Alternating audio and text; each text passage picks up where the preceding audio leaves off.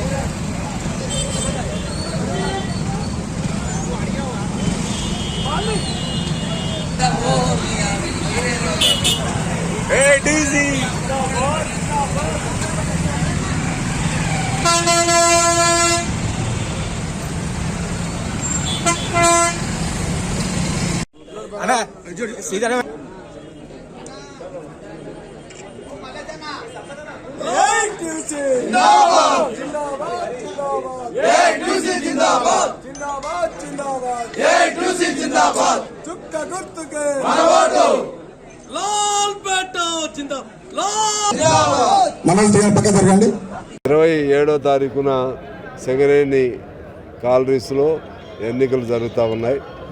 ఈ ఎన్నికల్లో ఏఐటీసీ ప్రధాన సంఘం నక్షత్రం గుర్తుపైన మేము పోటీ చేస్తున్నాం. మా ఏఐటీసీకి 100 ఏళ్ల ఘన చరిత్ర కలిగిన సంఘం ఇది. ఇవాళ సింగరేణిని కాపాడారంటే ఈ మేరకు ఏఐటీసీ చేసిన కృషి.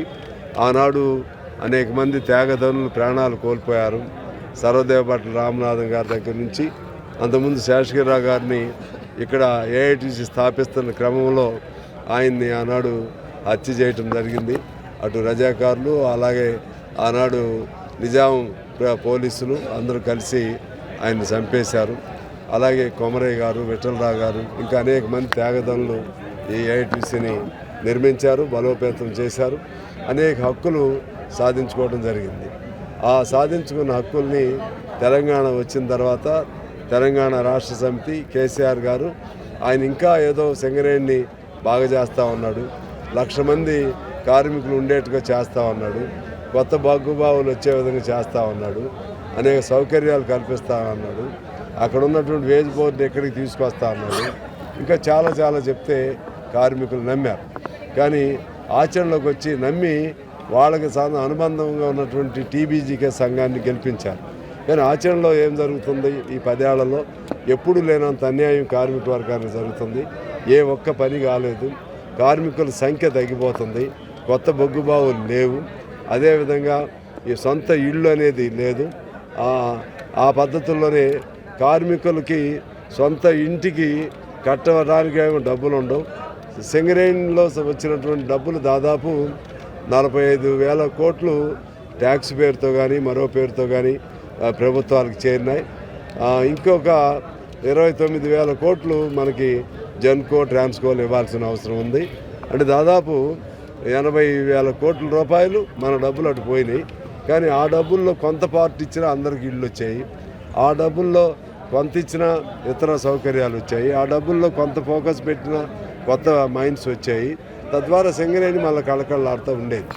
ఈ పరిస్థితుల్లో కార్మికులు మరలా వాళ్ళని కాపాడాలంటే ఏఐటీసీఏ అది మంచిది అని చెప్పి మరలా ఏఐటీసీ వైపు చూస్తున్నారు.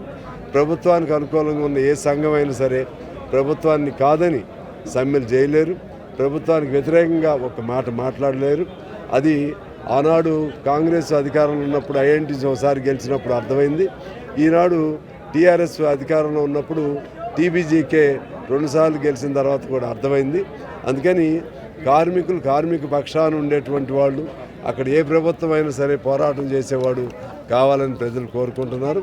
ఈ దశలో మేము కొత్త మైండ్స్ని సాధించాలని, ఉన్న కార్మిక వర్గ సంఖ్యను తగ్గించకుండా ఉండాలని, అలాగే మన అవుట్సోర్సింగ్ కాంట్రాక్ట్ కార్మికులకి హై పవర్ కమిటీ వేతనాలు చెల్లించాలని చెప్పి, అలాగే కోల్ ఇండియాలో లాగా ఇన్కమ్ ట్యాక్స్ పెర్క్స్ మీద మినహాయింపులు ఇవ్వాలని చెప్పి తదితర అనేక డిమాండ్తో మేము ముందుకెళ్తున్నాం. కార్మికులు విశ్వసిస్తున్నారు. రానున్న ఈ ఎన్నికల్లో ఖచ్చితంగా ఈ ఎన్నికలను ఆపడానికి అందరూ రకరకాల ప్రయత్నాలు చేశారు. ఇక ఆగే పరిస్థితి లేదు. ఎందుకంటే కార్మికులు ఖచ్చితంగా కావాలని కోరుకుంటున్నారు. ఈ ఎన్నికల్లో ఏఐటీసీని గెలిపిస్తారని ఆశిస్తున్నాను. నేను సింగరేణి కాలనీస్ వర్కర్స్ యూనియన్ గౌరవ అధ్యక్షుడిగా ఏఐటీసీలో ప్రధాన భాగస్వామిగా నేను ఉన్నాను.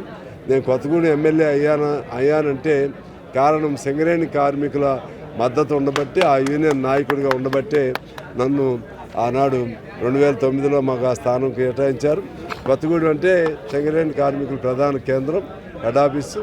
ఆ హెడ్ ఆఫీస్ తరపు నుంచి మన యూనియన్ తరపుగా ఉన్నటువంటి నన్ను ఒక కార్మిక నాయకుడిగానే గుర్తించి ప్రజలు గుర్తించారు. అందులో ప్రధానంగా సింగరేణి కార్మికులు నాకు 40 ఏళ్ల అనుబంధం ఉంది. ఆ క్రమంలోనే, ఆ వెలుగులో, ఆ నేపథ్యంలో నేను ఇవాళ ఇక్కడికి వచ్చాను. అందువలన ఇవాళ ఎన్నికల ప్రచారంలో భాగంగా నేను ఇక్కడికి వచ్చాను. ఖచ్చితంగా ఏఐటీసీ గెలుపు కోసం నా కృషి నేను చేస్తాను. అక్కడ చాలా అంశాలు ఉంటాయి. బీజేపీ బీఆర్ఎస్ లింక్ అవుతాయి. ఆ రెండింటిని ఓడించాలి. ఆ క్రమంలో కలిసి అవి చేసాం. ఇక్కడ వచ్చేసరికి అచ్చమైన కార్మిక సమస్యలు ఉంటాయి.